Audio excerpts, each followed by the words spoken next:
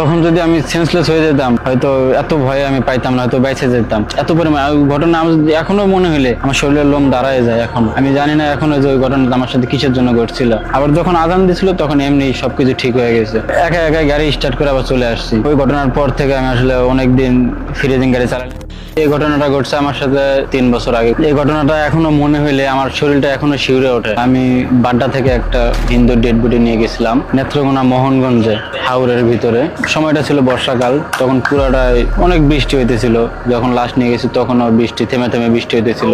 আনুমানিক প্রায় 1টা-1.5টা হবে আমি যখন যাইতেছিলাম। যখন নেত্রকোনা শহর পার হই তার আগে বলতে চাই যে আমার সাথে আরেকটা হাইস গাড়ি ছিল। ওনারা আবার আমার আবার গ্যাসের গাড়ি, গ্যাস নেওয়ার জন্য পথে আবার দাঁড়াইছিলাম। তখন ওই গাড়িটা আমার ক্রস করে চলে যায় আর কি। আগে লাশের আত্মীয় স্বজনরা ওই গাড়িতে ছিল, তারা আগে চলে গেছে। ঘটনাটা শুরু হয় যখন নেত্রকোনা শহর পার হয়ে যখন হাওড়া এলাকা ঢুকি আমি, তখন থেকে আমার সাথে ঘটনা শুরু। রাস্তাটা এমন রাস্তা শুধু গাড়ির মাপে ঢালাই করা রাস্তা। ওই এলাকা যারা আছে তারা চিনবে যে মোহনগঞ্জে যাইতে রাস্তাটা কেমন। আসলে খুবই একদম গাড়ির মাপে খুব সংকীর্ণ রাস্তা। ওই রাস্তাতে শুধু একটা গাড়ি যাইতে পারবে, মানে অন্য একটা ছোট গাড়ি আসলেও সাইড দেওয়ার মতো কোনো সিস্টেম ছিল না, গাড়ি ঘুরানোরও কোনো অপশন ছিল না, শুধু একটা গাড়ি যাবে। আর রাস্তাটা এমন যে লাশ নামায় যে আমি এদিক দিয়ে ঘুরে আসবো ওই পথেই, কিন্তু আসা সম্ভব না, আমার আরেক পথ দিয়ে বেরোতে হবে, এরকম একটা জায়গা ছিল। তো ঘটনাটা করা শুরু হয় শহর পাড়ে যখন ওই রাস্তা ঢুকি তখন হচ্ছে আমার মনে হইতেছিল যে গাড়ির ভিতরে নড়াচড়া করতেছিল, বা 3-4 জন মানুষ আসলে ভিতরে হাঁটাহাঁটি করলে যেরকম মন করে সেরকম মনে হইতেছিল। আমি আসলে কিছু মনে করি নাই, হয়তো গাড়ি হাতে একটু ঝাঁকুনি খাইতে। এই ফ্রিজিং গাড়িতে আসলে পিছিয়ে দেখার কোনো সিস্টেম নেই, কারণ পিছনে তো লক করা, কেবিন আলাদা, ওটা কোনো কেয়ারই করে নাই। তারপর যায় নামাইতে প্রায় ওরকম প্রায় 2টা-3টার মতো বেজে যায় যখন ওনাদের বাসায় যায়। খুব ধীরে ধীরে যাইতেছিলাম বর্ষাকাল। যখন নামায় তখনও কিছু না, শ্মশানে হচ্ছে ওনারা সবকিছু রেডি করে রাখছিল, শুধু আমাদের লাশের জন্য অপেক্ষা, যে যাওয়ার সাথে সাথে ওনারা লাশটা পোড়াই দিবে, সবকিছু ওনারা রেডি করে রাখছিল। মানে ডাইরেক্ট শ্মশানে গেছিলাম, ওনাদের বাড়ির পাশেই আসলে ওনার আবার নদীও যাচ্ছিল, নদীর পারে ওনাদের হচ্ছে শ্মশানটা। লাশটা নামায়া তখন তো বললাম যে এই রাস্তাতে আসার কোনো সম্ভব না, আরেকটা রাস্তা দিয়ে ওনাদের থেকে লোকেশনটা নিলাম, নিয়ে আর ওই গাড়ি হাইস গাড়ি যেটা ছিল ওটা আমার সাথে আর ফেরত আসে নাই, কারণ ওনারা ওইটা লাশ পোড়াইয়া পরের দিন ওই গাড়িতে করে রওনা দিবে, এই জন্য ওই গাড়িটা আমার সাথে আসে না, আর আমার তো থাকা সম্ভব না। তো আমি একাই রওনা দেই লাশটা নামাইয়া। যখন লাশটা নামায় রওনা দেই তখন 3:30টার মতো হবে আর কি, আনুমানিক 3:30টার মতো বাজে। ঘটনা শুরু হয় প্রায় 2-3 কিলো যাওয়ার পরেই আমার গাড়িটা অটোমেটিক বন্ধ হয়ে যায়, এমনি রানিং হঠাৎ করে বন্ধ হয়ে যায়, মানে ব্রেক ট্রেক কিচ্ছু না, একদম নর্মাল গাড়ি, আর গাড়িও নতুন গাড়ি, কিন্তু গাড়িতে কোনো সমস্যাও থাকার কথা না, হঠাৎ করে একবার বন্ধ হয়ে যায়। তো গাড়িটা আবার আমি মানে কিছুক্ষণ অপেক্ষা করে গাড়িটা আবার স্টার্ট দিই, এমনি অটোমেটিক স্টার্ট হয়ে যায়। তখন আসলে কিছু মনে করেন, হয়তো কোনো কারণবশত ব্যাটারি বা যে কোনো কারণে হয়তো হতে পারে।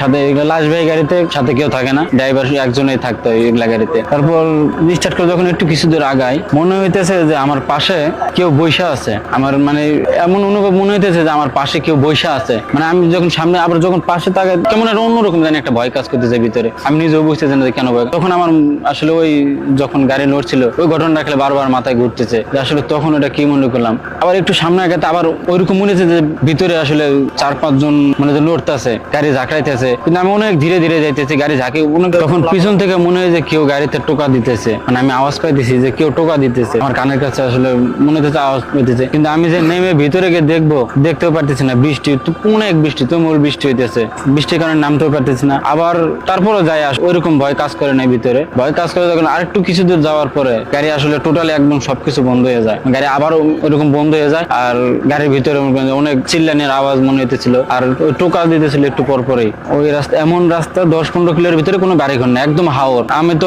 একাই শুধু গাড়ি, আর আমি শুধু মানে আল্লাহ আল্লাহ করতেছি যে আসলে আমার সাথে কি ঘটতেছে এটা আজকে, কখন যাবার ওখানে ব্যাক করে যাওয়ারও কোনো অপশন ছিল না। আমি না পারতেছি সামনে আগাইতে, না পারতেছি পিছনে যেতে, না পারতেছি গাড়ি থেকে নামে দেখতে, আমার খালি মনে হতেছিল যে আসলে আমি সেন্সলেস হয়ে যাই কখন, এরকম আসলে একটা অবস্থা হয়ে গেছিল। এটাও ভাবতেছিলাম যে যদি আবার এই নির্জন রাস্তায় সেন্সলেস হয়ে যায় আসলে আমার আসলে কি হয়ে যাবে নিজেও বুঝতে না। আবার অনেক কাহিনী শুনছি যে এগুলা আসলে অনেকের সাথে হয়েছে, তখন তো আসলে বুঝতে পারিনি, যখন নিজের সাথে যখন ঘটছে তখন আসলে বুঝতে পারছি যে এটা কি হইতেছে আমার সাথে, আগে কিছু মনে করি না এগুলা ঘটনা। অনেক ক্লাস টানছি, এত পরিমাণে বৃষ্টি হইতেছিল, তারপরও ঠান্ডা আবহাওয়া, আমার শরীরে মনে হচ্ছে ঘাম বের হইতেছিল, এত পরিমাণ আমি ভয় পেয়ে গেছিলাম যেটা আসলে বলার মতো না। গাড়ি ফজরের আজান দেওয়ার আগ পর্যন্ত আমি ওখানে আটকা ছিলাম, আর মাঝে মাঝে একটু স্মোক করা হয়, কিন্তু আসলে ওই সময়টা আমার কাছে একটা সিগারেটও ছিল না, যেটা বলতে গেলে আর কি। এই কারণে আরো অনেক বেশি ভয় পেলাম যে আগুন থাকলে নাকি ওনারা এসব কাহিনী ঘটে না। আমি ভিতরে বসলাম, কারণ নামতে পারতেছি না, বৃষ্টির কারণে প্রচুর বৃষ্টি হতেছিল আর গাড়ির কোনো কিছু কাজ করতেছিল না। আবার আমার মহাজনরে ফোন দেয় যে এরকম এরকম সমস্যা, উনি অনেক কিছু বললো কিন্তু সবগুলো করে দিচ্ছে, আসলে কোনোভাবে সম্ভব হইতেছে না। কিন্তু ফজরের আজান যখন দেয় অটোমেটিক গাড়িটা এমনি স্টার্ট হয়ে যায়। আর যখন ওরকম হইতেছিল তখন আমার মনে হচ্ছে যে আমার কানের কাছে এত জোরে আওয়াজ ধীরে ধীরে মানে ক্রমশ বাড়তেছিল, মনে হয় যে মাথাও অনেক ব্যথা করতেছিল, তখন মাথা মনে হয় যে ফেটে যাবে এরকম অবস্থা হইতেছিল, অনেক ভয় পেয়ে গেছিলাম। এখন খুব নর্মালি বলছি, কিন্তু তখনকার ওই পরিস্থিতিটা আসলে ওই জায়গায় উপস্থিত যে না থাকবে সে আসলে বলে বোঝানো সম্ভব না। তখন যদি আমি সেন্সলেস হয়ে যেতাম হয়তো এত ভয়ে আমি পাইতাম না, হয়তো বেঁচে যেতাম। এত পরিমাণ ঘটনা এখনো মনে হলে আমার শরীরের লোম দাঁড়ায় যায়, এখন এত পরিমাণে ভয় পেয়ে গেছিলাম। আমি জানি না এখনো যে ওই ঘটনাটা আমার সাথে কিসের জন্য ঘটছিল। আবার যখন আজান দিছিল তখন এমনি সবকিছু ঠিক হয়ে গেছে, একা একা গাড়ি স্টার্ট করে